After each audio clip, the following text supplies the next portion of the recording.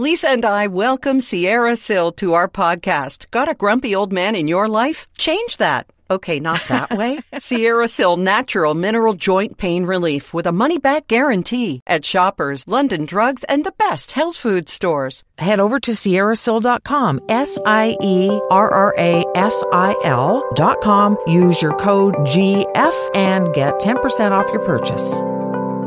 Well, we got a lot. So let's get episode 20 rolling. Hello, Lisa Brandt. Hello, Erin Davis. Happy to be here with Gracefully and Frankly once again. We are going to talk about chicken cutlets, but no recipe. That's right. And no offending vegans or vegetarians. Oh my God, I don't want to do that. It's not about actual chicken, but we are going to talk about being offended and ageism. Yeah, it's a real thing, and there's a campaign underway to make younger people aware that they're doing it, I think. But I think we also have to take a step back and make sure we're not overreacting or reacting to it when it's not really happening. But it does happen. I think we both experienced it. Yeah, we have. I mean, when I was fired at 40, 20 years ago next month, wow, I thought for sure I was done because I had a hip replacement. Not my body. It was a hipper morning show that came in. But it all ended happily. And life does go on. And you know what? We'll delve into that. We'll delve into the tempest in a passport and all kinds of other stuff today. So get ready for a great ride and an even better sleep tonight. Thanks to our sponsors, Envy Pillow. Envy Pillow. I've had a few questions lately from podcast listeners about the Envy Pillow. Which one should I get? What should I do? Well, the baseline Envy Pillow is shaped the same as the other ones, but you can always get the copper infused. You can get the other goodies that go along with it as well. Make sure you get one of those silk pillowcase covers with the rope. The rope tote. Yeah, I love that because you can sling this thing over your shoulder. It's as pretty as a drapery tie and you carry it with you, the travel version. When you fly or take a train or even in the car, it's so comfortable. And one of the things that we are comfortable with in dealing with Kathy and Kim, two RNs who founded Envy Pillow, and that's ENVY, V as in voluptuous. I don't know. If you don't completely love it, they'll take it back, you'll get your money, and they'll donate it. So that's just part of the joy of working with Envy Pillow, and sleeping with them's even better. That's right. And when you have that pillow slung over your arm, I always felt like a 5-year-old with my regular pillow when I would clutch it going into a hotel. And remember, you can get 10% off any purchase at the envypillow.com website. Just use the code GF, and away we go.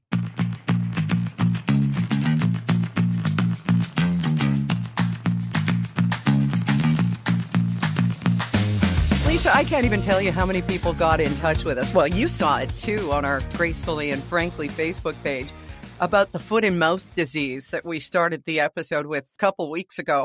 Apparently, we all do it. Yeah, I guess we do. It's funny, though. You feel like you're alone in the world when you say something so wrong in the moment. Yeah, you wish you were alone in the world when something embarrassing happens like that. Like what I did on the weekend. Now, people who go to my vlog at erindavis.com or any of the other places, and of course, Lisa has Voice of Lisa Brandt. You've got a wonderful, wonderful blog as well. People who saw Mondays know what happened, but I have to share this because I kept thinking as it's happening, I can't wait to tell Lisa about it. And you've seen it. But what we used to call the Reader's Digest version. Okay. The local firefighters, because it was going to be in the mid to upper 20s here in North Saanich, our part of Vancouver Island. And we set records all over the place on Saturday for heat. So they said, we're going to come and spray from the trucks and let everybody cool off. And it happened to be in a schoolyard near us. We had Colin and I said, okay, let's go. So I put on some leggings and I put on a tankini top, a long bikini top, which I found out no longer fits me because everything has gotten a little bit smaller. And when we lose weight, as you well know, it always goes first from the places you want to keep it Exactly. The boobs. Yeah. The boobs, the butt cheeks, the cheeks. Yeah. So there I am, just two sad little beanbags. And I thought, well, if I'm going to wear this thing, I've got to put in a little bit of a boost. So I got what we call a chicken cutlet. It's a little silicone, like a pad almost. And it's comfy and warm, and it's nice. It's nice. Rob likes to nestle it up against his cheek after I've been wearing it. Is that too much information? The lease of loss, bring me a cutlet. Yeah. Anyway, someone else is doing that today because we ran through this stream, this plume of cold water, Colin and I, hand in hand, and it was cold, but it was wonderful. And when I got home, I realized that my left chest was even more deflated than usual because one of these little chicken cutlets had fallen out. Oh, no. So we're looking around the house, retracing my steps, checking in the Mini to see if it's there. Yes, the same Mini Lisa and I shot our promos in. And it's nowhere to be found. So Rob and I go back. And we found all kinds of stuff on the field, clothes and a child's mask, which really would have worked in a pinch, and a few other things, including a juice pouch, which would also work if you had to. But we didn't find it. And then the scenarios of what happened to that cutlet started going through my head. All I could think was, I bet Dottie would find it because it's got your scent. And she'd be like, oh, wait a minute. This smells like Mom. You're probably right. She has started pulling out the odd sock and things that I leave on the floor, which, as you know, are many. Well, the other thing was, I remember when I had Leroy, the border collie, and he grabbed my mouth guard once and looked at me and smiled with the funniest face ever, and then it snapped in half. And that she would probably pick it up and pierce it with her teeth. So in a way, it's good she didn't find it. Yeah, someone's dog or child has made off with this thing because it's not like the field was groomed. There was still stuff on the field. So goodness knows what happened to it. But all I know is somebody's mother was horrified. And really, isn't that what Mother's Day weekend is all about?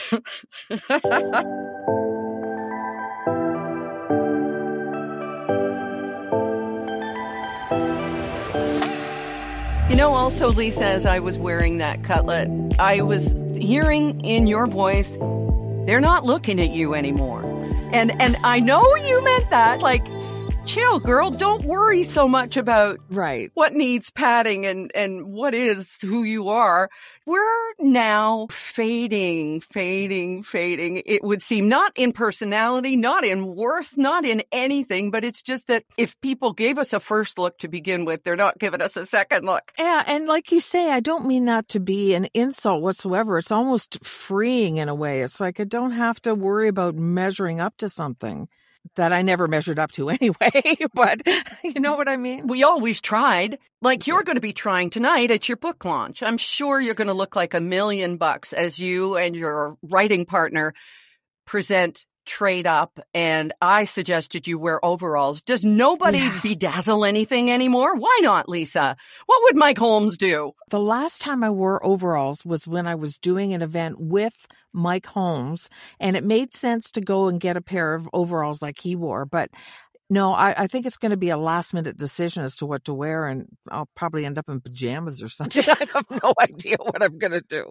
Oh, our go-to outfits. Well, I'm very excited for you tonight. Anyway. Thank you.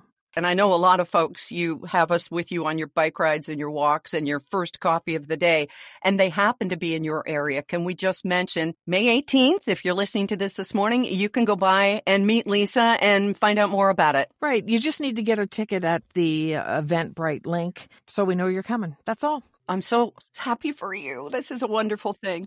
Oh, thank you very much. And, the book being about the skilled trades and that kind of thing, there is a whole area of life where your age really doesn't matter. Your experience counts for a lot more. And it's funny, you and I have been in these careers like broadcasting, whatever, where we I don't know if you did as much, but I think you did. We're kind of aware that people were looking at us like, why don't you leave and make room for somebody younger? I mean, there really was that kind of feeling. I know it affected a lot of the guys too. And it was just one of those vocations where there were a lot of people wanting to do what we did. Mm-hmm. And the trades is completely different right now, where there are a lot of availabilities for jobs and there aren't enough people to fill them. So it kind of turns everything on its head when it comes to age. One of the things I was reading up on ageism before we had this chat today, and surprise, surprise, we do research stuff. This isn't just things that we talk about, that are fun and embarrassing, but that 40, if you're let go from your job at 40, or that terrible misnomer laid off, which, in the auto industry, it used to mean, well, you're going to be called back when the industry picks up again, but you're not coming back. No. That 40 is often seen by potential employers as too old. You become more of a liability in terms of health expenses or the things in your life that might call you away from your work and that sort of thing. But in the trades don't care how old you are. Can you climb under that sink? Can you put wires together? Yeah. Are you able to get up on a ladder? Well, yes, in most cases. So go for it. Any age. Right. And, that's why you see a bricklayer who's been out in the sun and looks like he's 106 years old because his face is all, burned from the sun, but he can go 1,000,000 miles an hour like nobody who's new at the job can. Mm-hmm. And I say he or she now because there are many more women getting in. I was reading something on LinkedIn the other day about some company looking for people and wanting a 4-year commitment. And someone wrote, why are you not looking at somebody older, even somebody who's 60? You want a 4-year commitment? You're going to get 4 prime excellent, wise years out of this person, but you won't even look at them. I got asked for my age in a freelance writing application, and you can't do that. Like, that's just illegal. What? But it's because they want to weed you out. They want to weed you out if they can, without even having a look at what you've done or what you do. And it happens, I think men feel it a lot earlier than we do if they've been downsized, especially if they want to stay in the exact same work that they were doing, which I find, and this is just anecdotally, this certainly isn't a generalization because I don't know, but the men that I know who've been downsized only want to do what they've been doing, with my husband being the exception. So that makes it tougher too. You have to be willing to be flexible and to change lanes. And who knows what you're going to find in that other lane. There's so many examples of people who thought, this is just what I do and this is what I'm always going to do. But finding that niche is part of growing forward. I was just in contact with a woman the other day who has started an ASMR, which is the sound of when you can hear consonants and sounds like that. What we used to edit out as mouth noise. But she has started a podcast to help people with anxiety. And I listened to it. She wanted my feedback. And I said, don't change a thing. It's wonderful that you're doing this. I'm so happy for her. So never be afraid to change lanes. Yeah, it's not like it used to be. I mean, some cultures totally revere the elderly, and we're not elderly, but revere older people. And in this culture, it's different. I have one nephew who loves to, and I'm doing air quotes here, make fun of my age. Now, I've always, even when I was young, I used to think that is the stupidest thing because I'd see a peer of mine making fun of somebody who was 50 for being 50. And I'd think, wait a minute, you jerk. I want to be 50 one day. Mm-hmm. Well, how is that something to make fun of? Because youth is just so absolutely exceptional and that's what we all want. And, I find it just frustrating and immature and self-aggrandizing for somebody young to just think that somebody older envies them. Mm-hmm. I've already been there. Yeah. I screwed it up beautifully. I don't want to go back and do it all over again. Exactly. Exactly. Now, you had an experience that really brought this home. Well, it happens every once in a while. And I always stop and think, okay, is this ageism? Is this something else? Was I just misinterpreted? Was I an idiot? But this woman at Canadian Tire, young woman, was opening. I was her first customer of the morning at the garden center because I get up early. Oh, was it in Oakville? Did you go to the F. Trudeau one? Oh, no, I didn't. Where everybody seemingly wants to sleep with the Prime Minister? That's just it, because I don't want to F. Trudeau, so I figured I wouldn't join them. But No, and she just, as I walked up and she's like, do you have a points card? And I said, oh, I have my Triangle MasterCard, which is the Canadian Tire thing. Yeah. And I couldn't find it. I had used it in a parking lot and I don't know where I put it in my purse. And she was audible.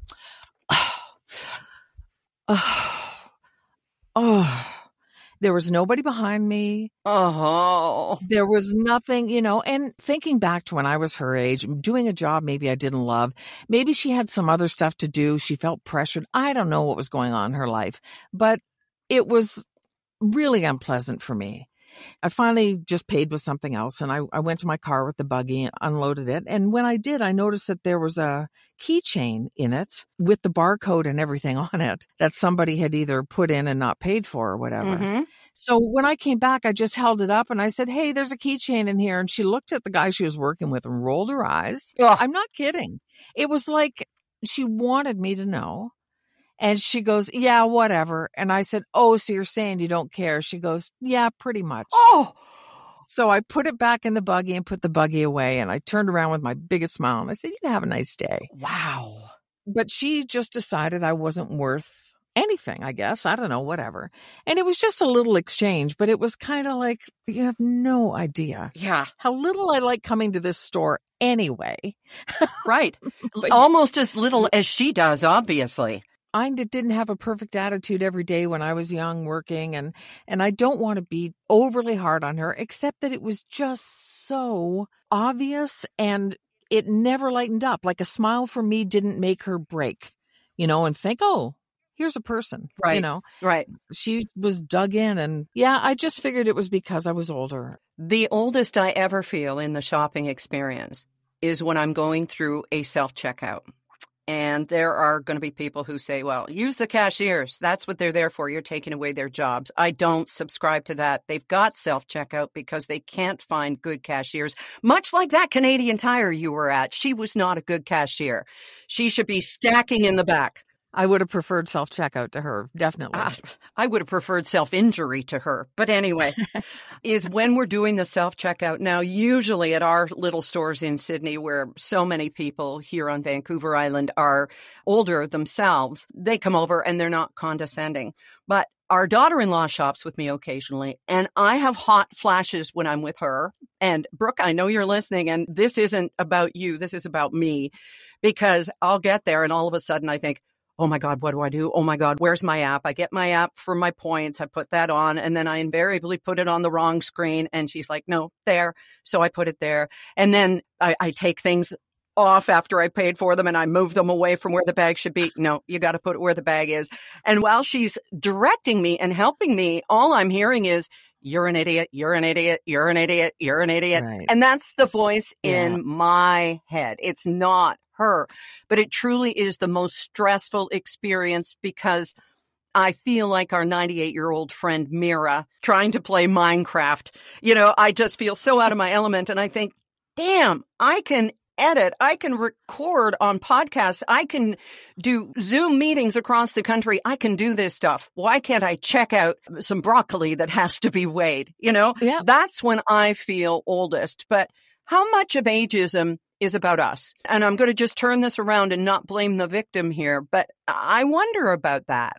Well, I think it's easy. And I think, frankly, it's the same as if you're a woman working among men, or you're of a different race and everybody else is of a different race and you're the minority. I think that if, you're going to be a reasonable person in this world, you have to stop and say, okay, is that really what that was? And not jump to a conclusion and just assume.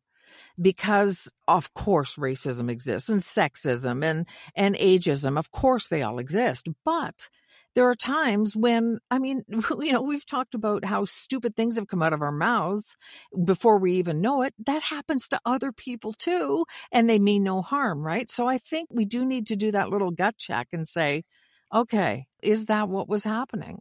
And after you've eliminated somebody just having a mouthful of marbles and not knowing what to say, then you can go to the ugly thing that may be happening. Or a bad day. We all have bad days.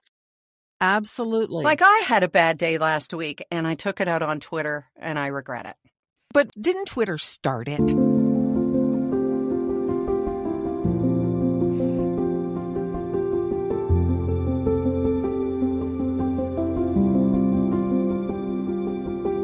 Okay, so you had a bad day on Twitter, but wasn't it Twitter's beginning that made you were sort of reacting? You didn't start something, right? You got to be starting something. In this case, I was having a bad day. It was last Thursday, as people who listen here know, that's a very heavy day on our calendar. Yes.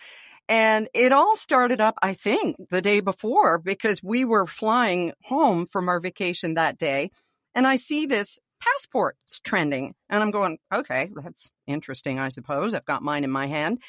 And it turns out because there's a new design for the passport.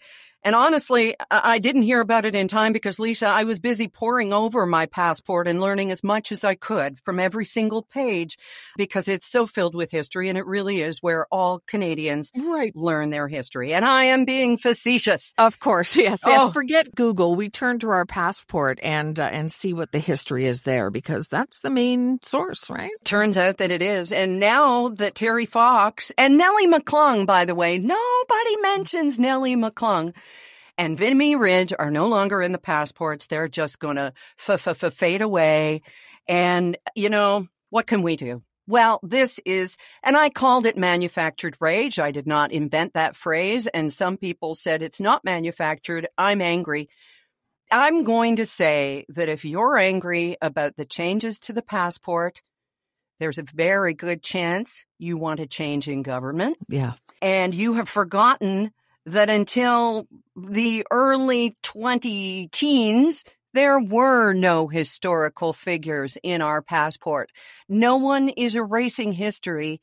They're changing a passport for security reasons. Some people said, Lisa, if it ain't broke, don't fix it. Well, it was broke because it needs to be updated continually so that it's not able to be counterfeited. Well, here's the other thing, and I know you're alluding to this here, is that the Trudeau government, whatever you think, whatever, what's going on, is over and over and over being accused of wanting to erase this country's history by trying to be more fair to minorities and to immigrants and that kind of thing, right? So this is the songbook that's been sung from, and the passport is just the latest thing. So you got drawn into an argument with somebody or just some reactions? Or I tweeted, I had a comment on it. And you know me, I usually try and stay away from controversy because it's not my quote unquote brand and it's not what I'm known for. And my whole life, my whole career has been about not offending anybody. I try and walk a careful walk. But then one guy started tweeting me back and in French wrote, "You are silly." So I Googled and wrote back to him in French, how to do it, thanks Google Translate. For me to care about your opinion would require me to know who you are. And then he answered in French, and I just thought, I'm going to block you. I don't care. But I just thought, two can play this game, you sap. It's just, there were people who disagreed, who thought it was erasing history. But again, it comes down to this. If you don't know who Terry Fox is, unless you have opened your passport and gone, this looks like an interesting guy, then there is something completely wrong with your education. Oh, well, right? That's because the government's not teaching Terry Fox in schools, Aaron. And tell that to my grandson who takes part in a Terry Fox run every September. There you go. Tell that to my grandson who has a book called Little People, Big Dreams, specifically the Terry Fox story because he finds it so compelling. Because you disagree with me does not make you stupid. It means you have a different opinion, and I will generally respect an opinion unless it comes from tribal rage farming, wherein if Trudeau cured cancer, Pierre Poilievre would stand up in the House of Commons and demand to know why he hates Albertans with Parkinson's. Right. This is where we are in this country, where it's just petty little things. We've got countries around us at war. We've got our neighbors to the south with a member of Congress calling for a separation. We've got all of these problems around us. And all we can find to bitch about is whether Trudeau wore the wrong socks or whether he's erasing history by changing the passport. I'm sure he sat there with his wife, Sophie, and they designed the passports themselves. Mm-hmm. Oh, yeah. He got the kids involved and they did all the pictures. Yeah. Honestly. And all of these people going back to the F. Trudeau rallies and the one in Oakville, you know what? You want to get rid of Trudeau, vote in the next election because that's what everybody else did. We are not the United States. I seem to remember, I mean, I wasn't as plugged in, obviously, when I was a kid, but I seem to remember my parents, for example, there would be an election, their person didn't get in, and they'd be like, all right, in 4 years, we're coming back. Right. In the meantime, let's get some work done type of thing, right? And now it's just, I don't know if we blame Donald Trump. Actually, you know what? We don't blame Donald Trump because I read a book about William Randolph Hearst, and politics in the States was almost exactly what it's like right now. Of course, he had the power of the press to print all of his BS and to say, oh, my opponent's doing this and blah, blah, blah, and then do a little tiny retraction later because it wasn't true. Or, yeah. I mean, it was the same BS. They were raised on this crap, and now we've inherited it. And thank you, Facebook. Exactly. And you and I can speak for myself. I have voted for every single party. So have I. Except communist or the People's Party. Not the Nazis. No. Call us woke. All of this to say that it is a tempest in a passport. And I will tell you a little anecdote. On our way down to the United States a week and a half ago, I opened up my passport and happened to see a hockey team there. And of course, it was no particular hockey team. But I asked the U.S. Customs guy, could you stamp this one for luck for the Maple Leafs? Yeah, I'm out there. And he said, no, we don't stamp passports anymore. You're just going to have to cross your fingers. Yeah. So that is the only time I have specifically opened my passport for any reason. People, honestly, it's just another reason to be angry. Is that the reason the Leafs lost? Because you didn't get a stamp? Lisa, I love you, but that was too soon. Sorry. Since 1967, and it's still too soon.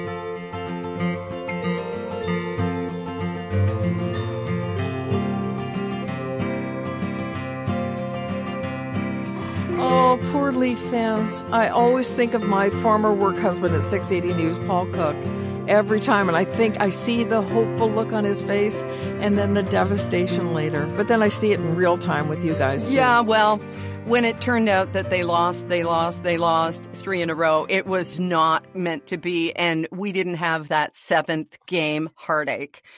We had the whole thing about that goal that should have been a goal, but wasn't. But while we're talking being offended, let me tell you a brief story here and get your opinion on it. Okay. A former journalist, now retired, who I greatly respect, was looking for an apology from the CBC because Chris Cuthbert, just before they went to a break, referred to the ongoing rerun from every single angle of the video of the puck under the other guy's skate, under the Panthers' skate, which had it gone in the net, did it, didn't it, whatever. And he said, we'll be back with more results from the Zapruder film right after this break or whatever. Now, the Zapruder film, as everyone knows, has historical significance. It refers to the only real video that is in existence of JFK's assassination in Dallas. Right. So it brings to mind the grassy knoll and how, and if you watch the JFK movie, how is it they play it over and over and over. Right. Yeah. So this former journalist tweeted wanting an apology from CBC for having referred to it as the Zapruder film. And I decided to tiptoe into controversy there, and it didn't end up being it. But I said it in the moment as well. I said to Rob, they're looking at this like the Zapruder film, only as a comparison of parsing over every single quote unquote frame of this digital video to see what happened. It wasn't meant as any sort of a comparison to, the events of 1963. So why were they offended? Are they a relative? Like, what's the deal? I don't know whether Zapruder has come to mean something holy in the annals of American history. I don't know. But again, if you're looking to be offended, you can be offended anywhere. I was listening to, I'm a stand-up comedy freak, and I was listening to Tom Segura the other day, and I loved his take on being offended. He said, you have every right to be offended. You can be offended by whatever you want to be offended by. Absolutely. Fill your boots, be offended. What you don't have a right to do is have anybody else agree with you or have anybody else change their behavior because of you. And it's true. I mean, I've seen things that have tweaked me the wrong way, but that doesn't mean I have to expect that somebody else is going to take that thing away, do something differently. That's really good. That's right up there with our favorite Ricky Gervais. Just because you're offended doesn't mean you're right. That's right. Are you offended? No. Are you? No. That's what's wrong with us, Lisa. Neither of us get offended at each other. I know. I find that offensive. Oh. And just to prove that even I can't offend Lisa, when she told me about an ad that she did for anti-ageism, I said, that was great. Why didn't they get somebody younger? Yes. So let's listen to this and you can tell us the backstory, okay? Here we go. When you look at me, you don't think I ride a motorcycle. You don't think that I'm into social media, that I have so many apps on my phone. You don't think about how I'd bring a wealth of expertise into your workplace, how I'd be a great team player. You just think I'm too old, over the hill, out of touch.